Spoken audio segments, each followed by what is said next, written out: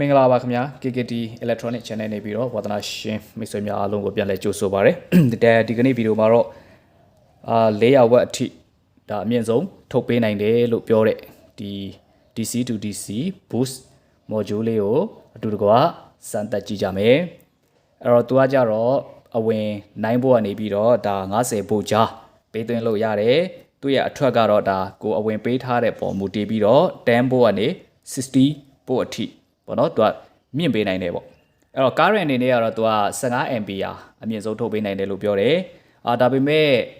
ဒီ boost converter တွေရဲ့ထုံးစံအတိုင်းတော့ဒါ ampere တော့အမြင့်ဆုံးထုတ်ပေးနိုင်တဲ့ ampere အထိတော့ဒါရတဲ့ဟာတော့ရှားပါတယ်ပေါ့နော်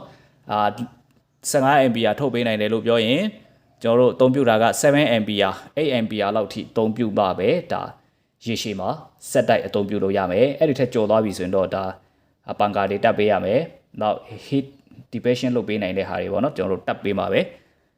ရမယ်ပေါ့နော်အဲ့တော့ဒီတိုင်းကတော့ဒါ bell boost converter ပဲဖြစ်ပါဒီ current ကတော့ဒါသူတို့ရေးထားတဲ့အမြင့်ဆုံးထုတ်ပေးနိုင်တယ်ဆိုတဲ့ဟာအထိအသုံးပြုမယ်ဆိုရင်တော့ဒါရေရှည်မရပါဘူးပေါ့နော်အဲ့တော့သူ့ရဲ့ ampere ကတော့ဒါ15 ampere ထိထုတ်ပေးနိုင်တယ်လို့ပြောတယ်ပေါ့နော်အဲ့တော့ကျွန်တော်တို့ဒါလေးကိုနည်းနည်းလက်တွေ့ကျွန်တော်တို့စမ်းသပ်ကြည့်မယ်နောက်ပြီးတော့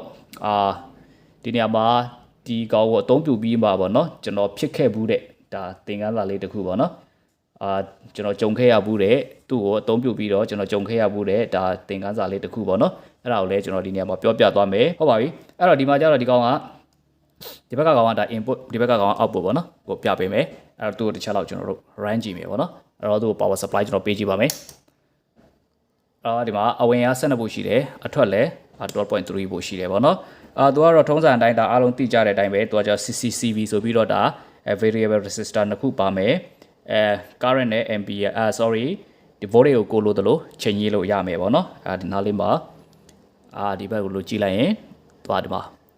variable resistor လေးနှစ်ခုပါတယ်အဲ့ဒီအနေကျွန်တော်တို့လိုအပ်သလိုချိန်ကြီးပဲပေါ့နော်ပထမဆုံးဒီနေရာမှာကျွန်တော်ဖြစ်ခဲ့ဘူးတဲ့ဟာလေးကိုကျွန်တော်ပြောမယ်ဆိုရင်ဘယ်လိုလဲဆိုတော့ကျွန်တော်ကသူ့ကိုမစမ်းကြည့်မိပဲနဲ့ပေါ့နော် direct ကျွန်တော်ကဒီလုတ်မှာတွားပြီးတော့တက်လိုက်တာ output ကို input ကိုကျတော့ကျွန်တော်8 volt ပဲပေးတာပေါ့နော်အဲ့တော့ဒီကောင်ကျွန်တော် input 8 volt ထိပဲပေးကြည့်မယ်ဟုတ်ပြီ input 8 volt ပေးတဲ့အခါမှာသူ့ရဲ့ molar တပ်ပတ်ချက်ကတော့9 volt ပေါ့နော်9 volt အနည်းဆုံးပေးရမယ်လို့ပြောတယ်ဒါမဲ့တစ်ခါတလေကျတော့လဲပိုအားပေါ့နော်ကိုယ့်ရဲ့ power supply ကဒီ battery ပဲဖြစ်ဖြစ် battery နဲ့ကျွန်တော်တို့သုံးတဲ့အခါမှာ battery ကပိုအားနည်းသွားရင်ပေါ့နော်8 volt လောက်ရောက်သွားပြီဆိုရင်တော့ဘာဖြစ်တတ်တယ်လဲဆိုတော့အဲ့ဒီမှာဒီကောင်အထွက်မှာအခုကတော့ဒါအထွက်ကဒါ stable ဖြစ်နေသေးတယ်ဗောနော် 12.3 ဒါငြိမ်နေသေးတယ်အဲ့တော့တချို့ဒါမျိုးကတ်တွေမှာဘာဖြစ်တတ်တယ်လဲဆိုရင်ဒါ cut error ကြောင့်ဗောနော်ဘာဖြစ်တတ်တယ်လဲဆိုတော့သူက8 volt လောက်ပေးသွင်းလိုက်တာနဲ့8 volt လောက်ဗောနော်ရောက်သွားပြီသူ့ရဲ့ဘိုးတွေကအဝင်ဘိုးတွေက8 volt လောက်ရောက်သွားပြီဆိုရင်ဒီအထွက်ကရုတ်တရက်ကြီးဗောနော်အထွက်ဘိုးတွေကတအားမြင့်တက်လာတယ်ဘိုး40 50လောက်ကိုဖြစ်သွားတယ်ဗောနော်အဲ့လိုမျိုးရုတ်တရက်ခုန်တက်သွားတယ်အဲ့လိုခုန်တက်သွားတဲ့ချိန်မှာကိုကနော်လှုပ်နဲ့ဒီမှာပေါ့နော်ဥပမာကိုကဒီ power supply ပေးထားတဲ့ list ပစ္စည်းတစ်ခုခုနဲ့ချိတ်ဆက်ထားမိလို့ပေါ့နော်ဥပမာဗျာဒီမီးသီးလေးနဲ့ကျွန်တော်ဆက်လိုက်တယ်ဆက်ထားပြီးတော့အဝင်ဘိုးတွေက8 volt လောက်ရောက်သွားပြီအခါမှာဒီအထွက်ကရုတ်တရက်ဒါ12 volt မငြိမ်တော့ဘဲနဲ့ဘိုးအားရုတ်တရက်များသွားတဲ့အခါမှာကျွန်တော်အသုံးပြုလိုက်တဲ့ဒီလုတ်ကလောင်သွားတယ်ပေါ့နော်ဒီမှာတော့ကျွန်တော်မီးသီးနဲ့ကိုစားပြုပြီးတော့ပြောတာပေါ့နော်ဒီမီးသီးကလောင်သွားမယ်ပေါ့အဲ့လိုတွေကြုံတွေ့ရတတ်တယ်ပေါ့အဲ့ဒီတစ်ချက်ကိုကျွန်တော်တို့ဒါကောင်းကောင်းလေးဒါမျိုး boost converter တွေကိုသုံးပြုမယ်ပေါ့နော်ဒီဒါမျိုးပုံစံကိုသုံးပြုမယ်ဆိုရင်အဲ့ဒါလေးတခုကိုဂရုပြုရပါမယ်အဲ့ဒီနေရာမှာတော့ဒါဒီမှာအဝင်ကို8 volt ထိထားတာအထွက်ကတော့ဒါငြိမ်နေသေးရပေါ့နော်ပြဿနာမရှိဘူးဟုတ်ပြီဒါဆိုရင်ကျွန်တော်တို့အဝင်8 volt မှာအထွက်12 volt ကိုကျွန်တော်တို့ဒီမီဒီတွေကိုကျွန်တော်တို့စမ်းကြည့်မယ်ပေါ့နော်ဒီကောင်ကဝက်50ရှိတယ်ပေါ့နော်သူက4 ampere အထိအမြင့်ဆုံး4 ampere အထိလုံးတယ်ပေါ့နော်ဒီကောင်က12 volt 4 ampere ဆိုတော့ဒါဝက်50ပေါ့နော်အဲ့တော့တို့ကျွန်တော်ချိတ်ဆက်ကြည့်ပါမယ်အဲ့တော့ဘယ်လိုရှိမလဲပေါ့နော်အဝင်ကို ampere ဘယ်လောက်ထိဆွဲမလဲပေါ့အထွက်ကရော ampere ဘယ်လောက်ထိလာမလဲဆိုတော့တစ်ချက်လောက်ကျွန်တော်တို့ကြည့်ကြည့်အောင်ဟောချိန်လိုက်ပြီအဲ့ပါအထွက်က3 ampere เนาะအဝင်လည်းပဲ3 ampere အထိဒါအဝင်ကိုကျွန်တော်8 volt ပဲပေးထားတာเนาะ8 volt ပေးထားတဲ့အချိန်မှာ ampere က3 ampere ဒီဟုတ်ပြီသူ့ရဲ့ ampere ကိုနည်းနည်းလေးကျွန်တော်တို့လှည့်ကြည့်အောင်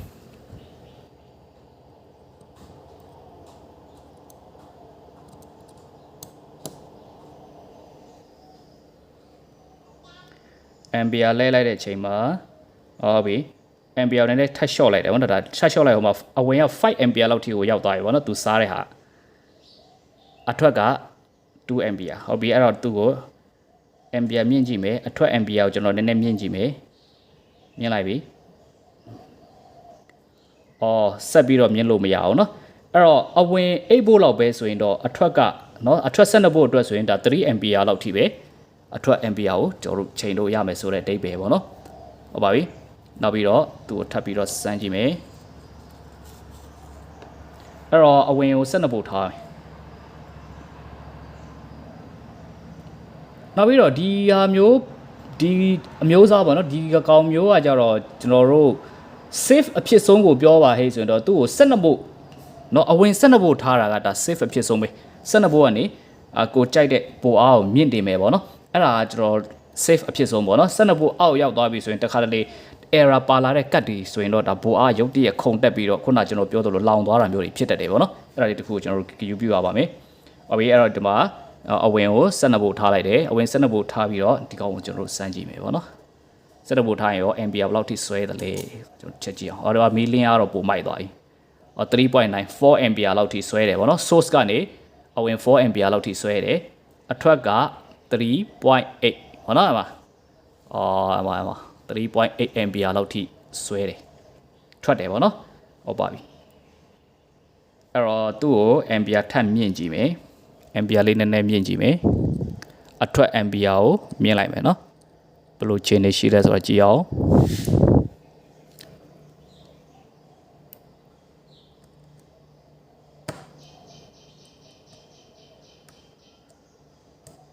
ampere တော့အမှမြင်တဲ့အတိုင်း4 ampere အမြင့်ဆုံးပဲဗောနော်ဒါအမြင့်ဆုံးပဲသူ4 ampere ပတ်ဝန်းကျင်လောက်ထိပဲစားတယ်ဟုတ်ပြီအဲ့ဆိုရင်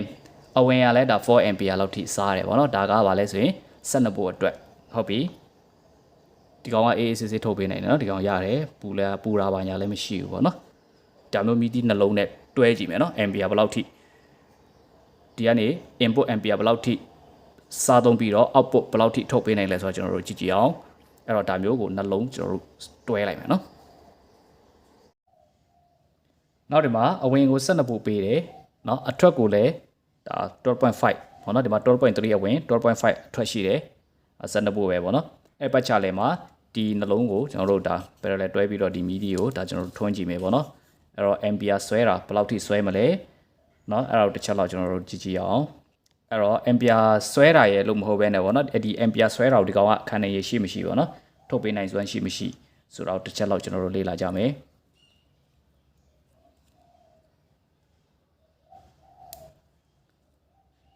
7.9 8 ampere လောက်ထိဒီမှာဆွဲတယ်ပေါ့နော်ဒီကောင်က8 ampere လောက်ထိဆွဲတယ်အော်ဒီမှာလဲပဲဒါအမြင်ရလားတော့မသိဘူးအမှာ 7.7 အထွက်က 7.7 ampere အထိရှိတယ်ပေါ့နော်အော်ဒီမီဒီနှလုံးကိုထုံးလိုက်တာအဲ့လောက်ထိစားတယ်ပေါ့နော်အဲ့လောက်ထိဆွဲတာခံနိုင်ပါတယ်ဒီကောင်ကအေးအေးဆေးဆေးပါ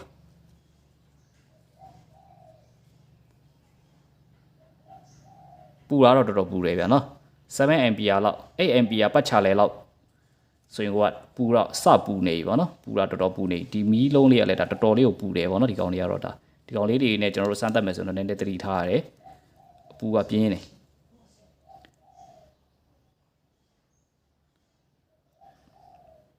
ဟုတ်ကဲ့8 ampere လောက်ဆိုရင်တော့ဒါတော်တော်လေးကိုပူတာကိုတွေ့ရပါတယ်ဗောနော်ဒီ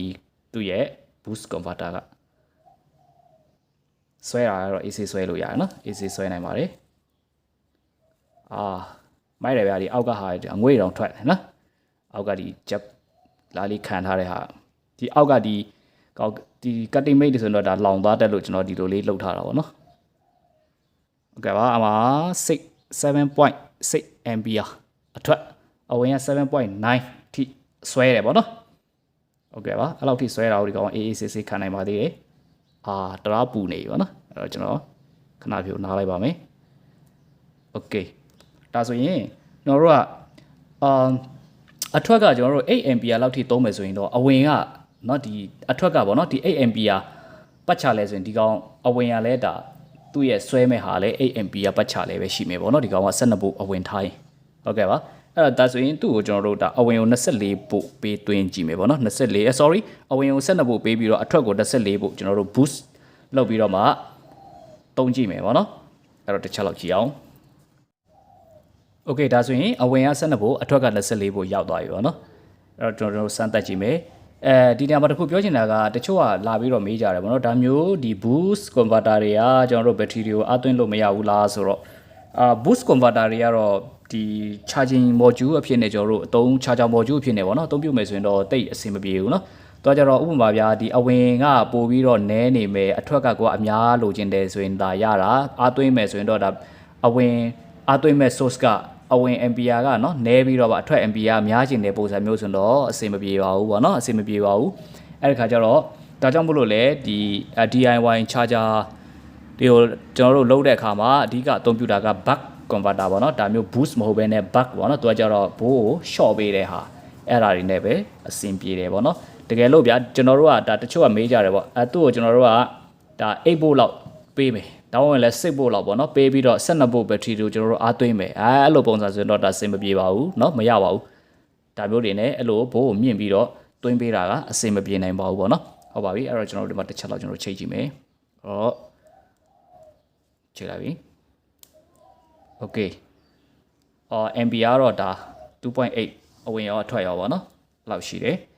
အခါကျတော့နည်းနည်းလေး ampere ကိုနည်းနည်းထပ်မြင့်ကြည့်မယ်ကျွန်တော်တို့ ampere ကိုမြင့်ကြည့်အောင်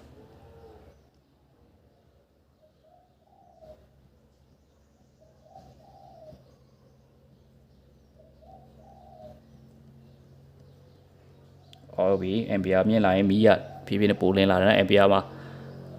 အဝင် ampere 5 ampere လောက်ထိကိုဆွဲတယ်ဗောနော်24ဖို့အတွက်ဆိုရင်အဝင်5 ampere เนาะဒီအဝင်5 ampere လောက်ကျွန်တော်တို့သုံးတဲ့ဆွဲတဲ့အချိန်မှာအထွက်က 3.5 ပဲရှိပါသေးတယ်အဲ့ပါနော်အထွက်က 3.5 ပဲရှိပါသေးတယ်အဝင်ကတော့5.6 ampere လောက်ထိကိုရောက်နေပြီဗောနော်24ဖို့အတွက်သုံးမယ်ဆိုရင်တော့အဲ့လောက်ထိကိုရှိရမယ်သူကတော့သူ့ရဲ့ ampere ဒီကောင်4 ampere ရှိတာဆိုတော့သူ့ရဲ့ ampere 4 ampere အထိကျွန်တော်တို့မြင့်ပြီးတော့သုံးကြည့်မယ်ဒါဆိုရင်အဝင် ampere ဘယ်လောက်ထိစားမလဲဆိုတော့ကျွန်တော်တစ်ချက်လောက်ကြည့်အောင်โอเคပါဒီကောင်ရဲ့အမြင့်ဆုံးဖြစ်တဲ့4 ampere ငွေတွေထွက်နေနော်ဒီကောင်ရဲ့အမြင့်ဆုံးဖြစ်တဲ့ဒါကျွန်တော်တို့4 ampere လောက်ထိကျွန်တော်တို့ယူရင်အပါ4 ampere အမြင့်ဆုံးပေါ့နော်အမြင့်ဆုံး4 ampere အထိဆိုရင်ဟိုဘက်က9 ampere လောက်ထိကိုဆွဲတယ်ပေါ့နော်အဝင်9 ampere လောက်ထိဆွဲတာကိုကျွန်တော်တို့တွေ့ရပါတယ်အဲ့ပါနော်4 ampere အောက်က4 ampere ပဲရှိသေးတယ်အဝင်ကတော့ဒီမှာ9 ampere လောက်ထိကိုဆွဲတယ်အဲ့ဒါဆိုရင်ရော module ကတော်တော်ပူသလားဆိုတော့တစ်ချက်လောက်ကျွန်တော်ကြည့်ကြည့်မယ်module ကတော့တော့ပူတယ်ဗောနော်အဲ့မှာ output က4 ampere input ကဘယ်လောက်ရှိတယ်လဲဆိုရင်9 ampere လောက်ထိရှိသွားပြီဒါ24 volt အတွက်ဗောနော်24 volt အတွက် okay okay အဲ့တော့24 volt လောက်ထိကျွန်တော်တို့မြင့်ပြီးတော့သုံးမယ်ဟိတ်ဆိုရင်တော့ဗောနော်အထွက် ampere 4 ampere လောက်ထိသုံးမယ်ဆိုရင်တောင်မှကျွန်တော်တို့အဝင်က9 ampere လောက်ထိကိုစားတာကိုကျွန်တော်တို့တွေ့ရတယ်ဗောနော်အဲ့ခါကျတော့ battery နဲ့ကျွန်တော်တို့ချိတ်ဆက်ပြီးတော့အသုံးပြုမယ်ဆိုရင်တော့ဒါ battery တော်တော်လေးကောင်းတဲ့ဟာမျိုးတွေနဲ့ချိတ်ဆက်မှာပဲ24 volt တွေကိုကျွန်တော်တို့ boost လုပ်ပြီးတော့သုံးတာကအဆင်ပြေနိုင်မယ်ဗောနော်4 ampere ပဲရှိတာတော့မှကျွန်တော်တို့ဒီအထွက်ဗောနော်24 volt အတွက်ဆိုရင်အထွက်4 ampere လောက်ပဲသုံးမယ်ဆိုရင်တောင်မှဒီဘက်ကအဝင်သူဆွဲမဲ့ ampere က9 ampere လောက်ထိရှိနေပြီဗောနော်အဲ့တော့ကျွန်တော်တို့ဒီအထွက်ကဥပမာပြ5 ampere 6 ampere လောက်ထိဒီအထွက်အတွက်24 volt ဗောနော်24 volt 6 ampere လောက်ထိကျွန်တော်တို့ boost လုပ်ပြီးသုံးမယ်ဆိုရင်အဝင်ကတော့ဒါကျွန်တော်တို့ ampere ကတော့ဒါ10 ampere ကျော်ထိသူကဆွဲမယ်ဗောနော် ampere အဝင်ကအဲ့လောက်ထိဆွဲမယ်ဆိုတဲ့သဘောပေါ့ဗျာအဲ့တော့ကျွန်တော်ဒီနေ့လောက်ပြသွားတဲ့ဟာလေးဗောနော်ဒါလေးကိုအားလုံးနားလည်မယ်လို့ထင်တယ်အဲ့တော့ကိုလည်းဒါစိတ်ကြိုက်စမ်းကြည့်ဗောနော်ကျွန်တော်တို့ဒါနီလန်ပြပေးတဲ့သဘောတရားလောက်ပဲရှိတယ်အဲ့တော့